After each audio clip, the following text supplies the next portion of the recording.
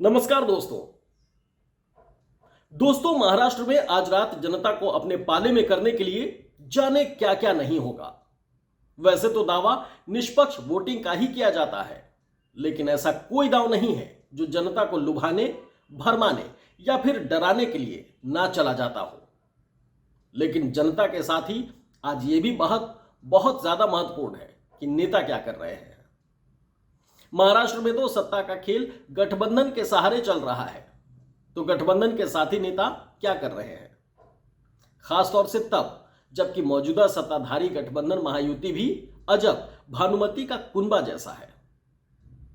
मुख्यमंत्री एकनाथ शिंदे को लेकर सवाल होता है तो अमित शाह साफ बोल देते हैं, बाद में देखेंगे।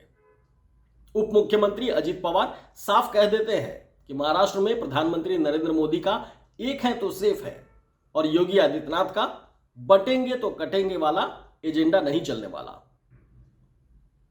अजित पवार मोदी और उनके एजेंडे को अपने क्षेत्र में देखना तक गवारा नहीं पसंद करते। अजित पवार के खास लेफ्टिनेंट और कद्दावर कैंडिडेट नवाब मलिक अपने प्रचार वाले पोस्टरों पर प्रधानमंत्री की तस्वीर तक नहीं रखते। मोदी, शिंदे और अजित पवार तो एक ही टीम है, उनकी पार्टियां तो एक ही गठबंधन में हैं। तो फिर कल वोटिंग में मोदी को हराने की कोशिश असल में कौन कर रहा है? एकनाथ शिंदे की मुख्यमंत्री की कुर्सी को कौन हटाना चाहता है? क्या विपक्षी नेता ऐसा कर रहे हैं? वो खैर कर तो रहे ही होंगे, इसीलिए तो वो चुनाव लड़ रहे हैं। जनता का एक बड़ा हिस्सा भी ऐसा है जो ऐसा करेगा, जो बदलाव चाहता है। लेकिन घर का भेदी भी कल खेल कर सकता है क्या? जो बातें मैंने अभी बताई है दोस्तों, उनके चलते बड़ा सवाल यही है कि मोदी की प्लानिंग और शिंदे के सपने को तोड़ने के लिए क्या गठबंधन के नेता ही एक दूसरे के खिलाफ कल कुछ करतब करने वाले हैं? इसे बहुत आसानी से समझने के लिए आप अपने आसपास की ही एक तस्वीर की कल्पना कर लीजिए। कल्पना कीजिए कि एक शादी में आपको दावत दी जाए, पंडाल के मेन गेट पर आपका जोरदार स्वागत भी हो, लेकिन पंडाल में भीतर जाने के बाद कोई आपको पूछे तक नहीं, तो आप कैसा महसूस करेंगे? जाहिर है आप बेइज्जत महसूस करेंगे और वहां से जल्द निकल लेना चाहेंगे। जरा सोचिए शिंदे साहब क्या सोच रहे होंगे। एक और बात जिसे आप अपने घर में ही देखते हैं, इसी शादी की कल्पना फिर से कर लीजिए। इसमें आपको दूल्हा दुल्हन को देने के लिए घर में रखे एक गिफ्ट आइटम की खूबसूरत पैकिंग करनी है। आप झटपट पड़ोस की दुकान से एक खूबसूरत सा रंगीन चमकीला रैपिंग पेपर लेकर आ गए, गिफ्ट पैक किया और बचा हुआ पेपर आपने संभाल कर रख दिया कि दोबारा जरूरत पड़ेगी तो इसका इस्तेमाल किया जाएगा, इसका फिर से यूज किया जाएगा। लेकिन दोबारा जरूरत पड़ी तो आप उसे भूल चुके थे, आप फिर से नया पेपर लेकर आ गए। ऐसा अक्सर होता है दोस्तों, आपके घरों में भी। तो क्या शिंदे साहब को भी भुला दिया जाएगा? ये एक बड़ा सवाल है। अब की बार अगर बीजेपी को दोबारा सरकार बनाने की गुंजाइश भी दिखी तो क्या कोई नया मुख्यमंत्री सामने आ जाएगा? ये सब कोरे अंदाजे नहीं है दोस्तों, इनकी बहुत मजबूत भूमिकाएं पूरे प्रचार के दौरान महायुति के नेताओं ने ही तैयार कर रखी है। बीजेपी के चाणक्य अमित शाह से जब भी उनके नए मुख्यमंत्री के बारे में पूछा गया तो उनका जवाब यही था कि अभी एकनाथ शिंदे जी हमारे मुख्यमंत्री हैं, लेकिन महायुति के चुनाव जीतने पर नए मुख्यमंत्री को तीनों दलों के नेता मिलकर तय करेंगे। मतलब एक हिसाब से अमित शाह साफ कर दे रहे हैं, उनका इशारा साफ हो जा रहा है। अब शिंदे साहब की पार्टी को सीट बंटवारे में बीजेपी ने सिर्फ 80 सीटें दी हैं और खुद 148 सीटों पर बीजेपी लड़ रही है। अजित पवार तो बस 52 सीटों पर ही से मिटा दिए गए। ऐसे में शिंदे साहब को खेल समझने के लिए क्या किसी एलियन की जरूरत है क्या? उन्हें अच्छी तरह पता है कि अब की बार सीएम पद से पत्ता साफ। शिंदे के साथ ये खेल ना विपक्षी खेल रहे हैं, ना ही जनता। ये तो वो पार्टी और नेता कर रहे हैं जो 2.5 साल पहले बड़ी इज्जत अफजाई के साथ शिंदे को उद्धव ठाकरे की शिवसेना से निकाल कर लाए थे। बाल ठाकरे की पार्टी और सिंबल तक शिंदे के हवाले करवा दिया। बीजेपी विधायकों की संख्या उस वक्त भी 100 के पार थी, लेकिन 40 विधायकों वाले शिंदे को बाइज्जत मुख्यमंत्री बनवा दिया गया, क्योंकि तब उद्धव की अच्छी खासी चलती हुई महाविकास अघाड़ी की सरकार को गिराना मकसद था। लेकिन अब ना तो चुनाव में शिंदे को सीएम फेस बनाया गया, ना ही नतीजों के बाद उनके भविष्य पर कोई रुख बीजेपी साफ कर रही है।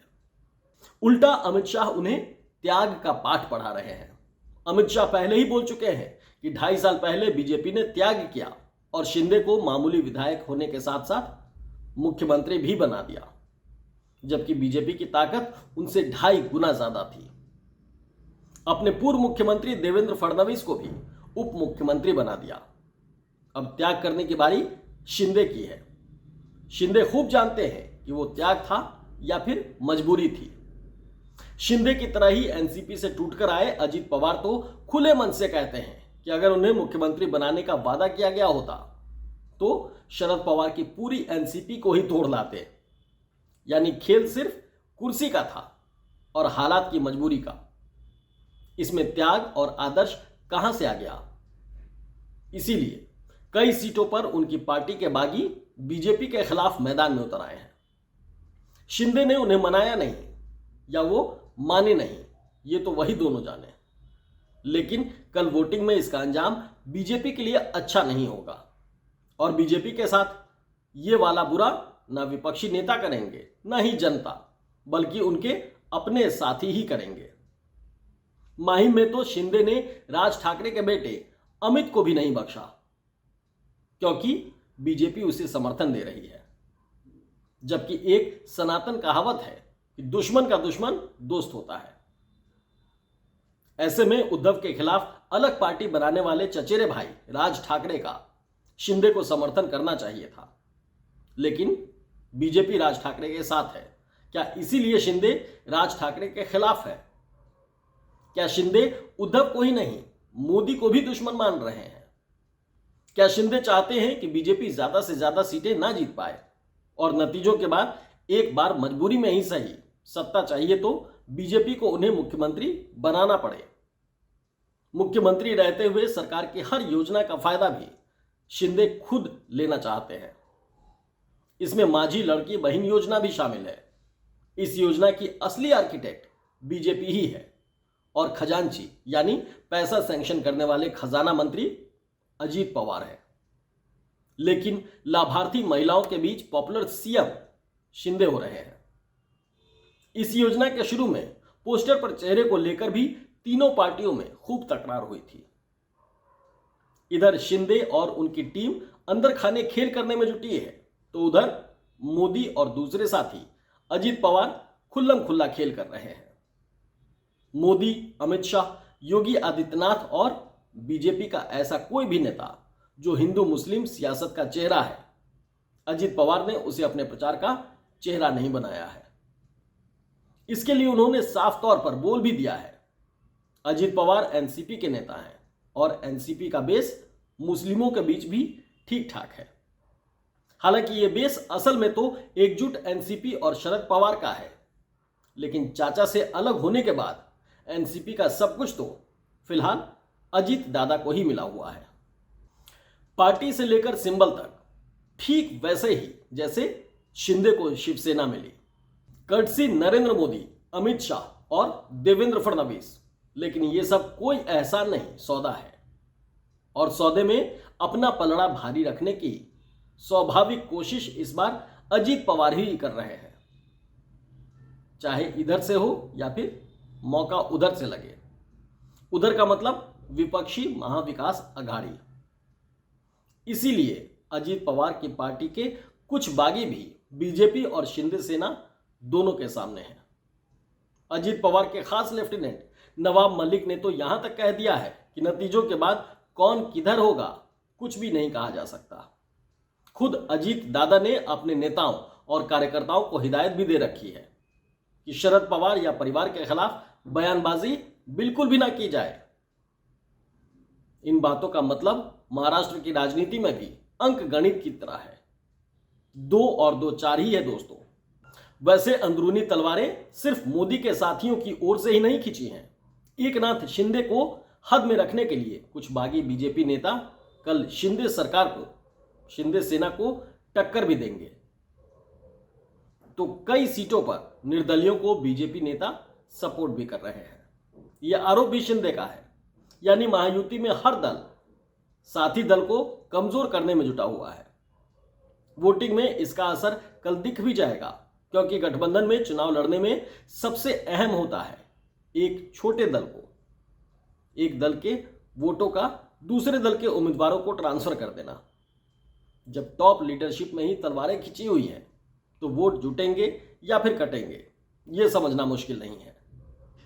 वोटिंग से ऐन पहले बीजेपी नेता देवेंद्र फडणवीस की एक कथित ऑडियो क्लिप, जिसकी सच्चाई की कोई पुष्टि तो नहीं हो सकी, लेकिन उसमें मराठी बोलते हुए फडणवीस ये कहते हुए बताए गए कि वो अपने किसी भरोसेमंद नेता को बोल रहे थे कि 23 के बाद यानी नतीजों के बाद सब कुछ उन्हीं के पास रहने वाला है और वो दूसरे सहयोगी दलों के नेताओं को ठीक कर देंगे।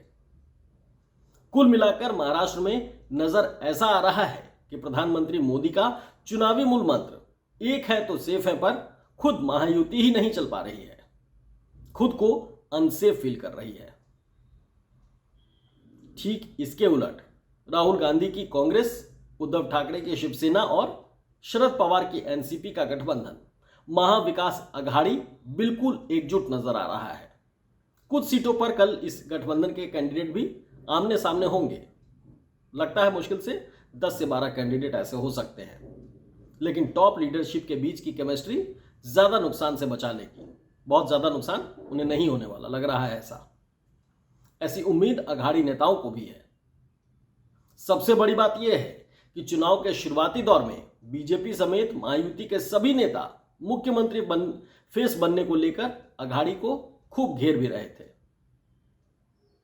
उनके बीच दरार डालने की कोशिश कर रहे थे। वैसा कुछ भी अघाड़ी में नहीं हुआ। मुख्यमंत्री के मुद्दे पर राहुल गांधी, उद्धव ठाकरे और शरद पवार के बीच इतनी शानदार अंडरस्टैंडिंग है कि पूरे चुनाव में यह दिखाई भी पड़ी। कोई विवाद नजर ही नहीं आया, बल्कि इस मसले पर महाविकास अघाड़ी को घेरने के चक्कर में महायुति आपस में ही उलझ गई। अघाड़ी में इस बेहतर अंडरस्टैंडिंग के पीछे senior most leader Sharad Pawar की बड़ी भूमिका है।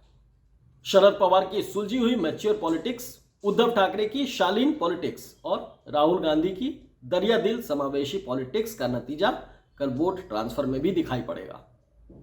इसी केमिस्ट्री के दम पर 5 महीना पहले अघाड़ी ने लोकसभा में 30 सीटें जीतकर बीजेपी और महायुति को करारी शिकस्त दी है। लोकसभा में बीजेपी तो दहाई का आंकड़ा भी छू तक नहीं पाई थी। 2019 के पिछले लोकसभा नतीजों में बीजेपी को 23 सीटें मिली थी और इस बार बीजेपी को सिर्फ 9 सीटें ही मिली।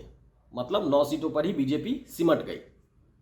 गठबंधनों के अंदरूनी हालात के बाद असल चाबी तो जनता के पास ही है, जो चंद घंटों बाद सत्ता का दरवाजा खोल देगी। अब यह दरवाजा किस गठबंधन के लिए खुलेगा, इसका राज फिलहाल 23 नवंबर की दोपहर तक तो ईवीएम में ही लॉक रहेगा। 23 तारीख को दोपहर तक तस्वीर साफ हो जाएगी और मैं उस तस्वीर को भी आपके सामने लाऊंगा दोस्तों। बहुत बहुत धन्यवाद।